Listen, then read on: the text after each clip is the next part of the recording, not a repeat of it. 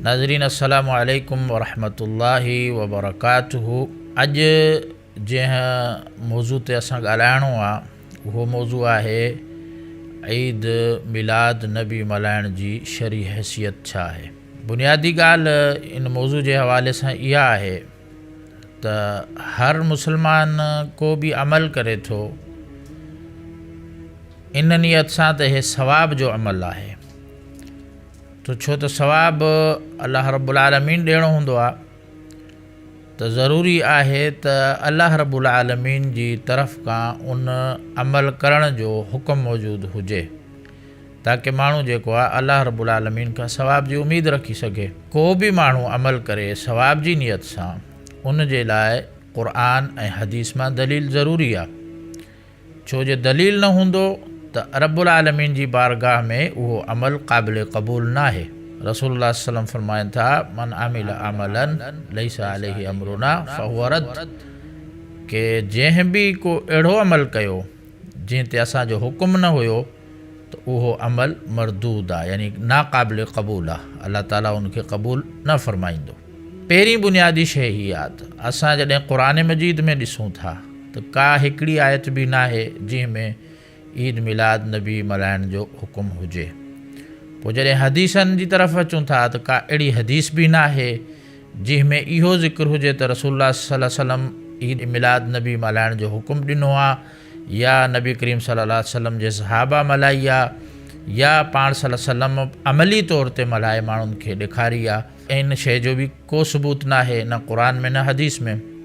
रसूलुल्लाह सल्लल्लाहु अलैहि वसल्लम जॾहिं मदीना पाक हिजरत करे आया त पाण सल्लल्लाहु अलैहि वसल्लम ॾिठो उते जेके आबाद क़बीला आहिनि उहे 2 ॾींहं ख़ासि करे उन में ख़ुशी मल्हाईंदा आहिनि। त पाण सल्लल्लाहु अलैहि वसल्लम उनखां पुछियो इहे 2 ॾींहं अव्हां छो था ख़ुशी मल्हायो? चई फरमाइण लॻा त जाहिलियत में जेको आहे इहे ॾींहं असांजे लाइ ख़ासि हुया, उन में असां ख़ुशी मल्हाईंदासीं। त नबी करीम सल्लल्लाहु अलैहि वसल्लम फरमायो कि इन अल्लाह क़द अब्दलकुम बिहिमा खैरन मिनहुमा, त अल्लाह ताला उन्हनि जेके जाहिलियत जा 2 ॾींहं आहिनि उन्हनि जे मुक़ाबले में अल्लाह ताला मूंखे 2 सुठा ॾींहं ॾिना आहिनि, जेको ईद उल अज़हा ऐं ईद उल फित्र जो ॾींहुं आहे। त इस्लाम में इन 2 ॾींहंनि जो तसवुर आहे ईद जो।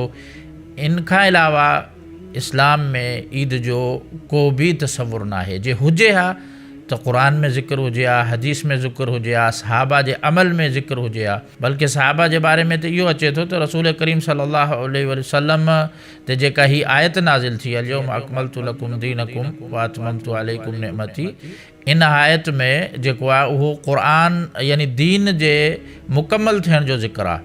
त हिकिड़ो यहूदियुनि जी हिकिड़ी जमात आई सैयदना उमर बिन ख़त्ताब वटि अची चवणु लॻी त इहा आयत जे असां यहूदियुनि ते नाज़िल थिया त असां इन ॾींहं खे ईद करे जेको आहे मल्हायूं आहे। त सैयदना उमर बिन ख़त्ताब फरमायो त मूंखे इहा बि ख़बर आहे त इहा आयत कहिड़े ॾींहुं नाज़िल थी, कहिड़ी घड़ी में नाज़िल थी ऐं रसूलुल्लाह सल्लल्लाहु अलैहि वसल्लम उन वक़्तु किथे मौजूदु हुया। चई अराफ़ात जे मैदान में मौजूदु हुया।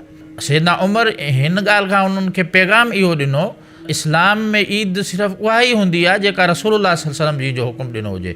इन जे लाइ जॾहिं यहूदियुनि चयो त असां हिन ॾींहं खे ईद ठाहे वठूं हा त सैयदना उमर बिन ख़त्ताब उन्हनि खे ॿुधायो त मूंखे इहा सभु ख़बर आहे त कॾहिं नाज़िल थी, कहिड़े मक़ाम ते, कहिड़ी घड़ी ते, पर उन्हनि हिन खे ॾींहं खे ईद न ठाहियोसीं। ईद उहा ई हूंदी आहे जेका रसूलुल्लाह सल्लल्लाहु अलैहि वसल्लम हुकुम ॾिनो हुजे या क़ुरान मजीद में अल्लाह ताला हुकुम ॾिनो हुजे। ईद मिलाद मल्हाइण जो न क़ुरान में सबूत आहे, न हदीस में आहे, न अमल सहाबा में आहे, न ताबईन जे अमल में आहे, न तबा ताबईन जे अमल में आहे, न अइम्मा किराम हिन खे मल्हायो। बुनियादी शइ इहा आहे त को बि सवाब जो जी नियत करे जो अमल करणु उन जे लाइ इहे दलाइल हुजणु ज़रूरी आहिनि।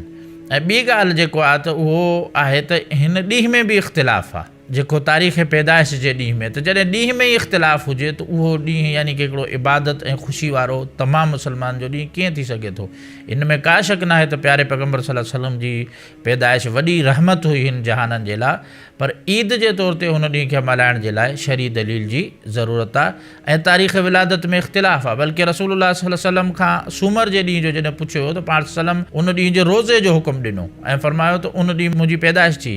त हाणे हींअर असां ॾिसूं था त उहो रोज़ो रखण खां अलावा जेको आहे माण्हू ख़ुशियूं मल्हाइनि था, उते देगियूं चाढ़नि था, खाइनि पीअनि था, त हालांकि रसूलुल्लाह सल्लल्लाहु अलैहि वसल्लम उन ॾींहं जो रोज़े जे हवाले सां ज़िक्र फ़रमायो त ईद मिलाद जो इस्लाम में बुनियादी तौर पे मल्हाइण जो को तसवुरु न आहे।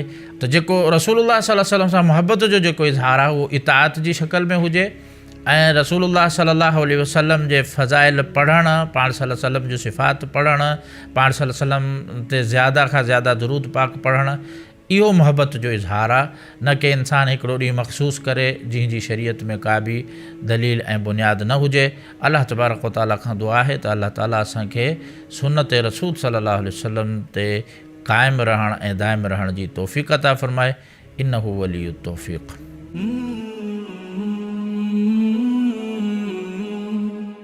सब्सक्राइब करियो ऐं बेल आइकन ते क्लिक करियो त जीअं असांजी हर नई वीडियो जो नोटिफिकेशन मिले।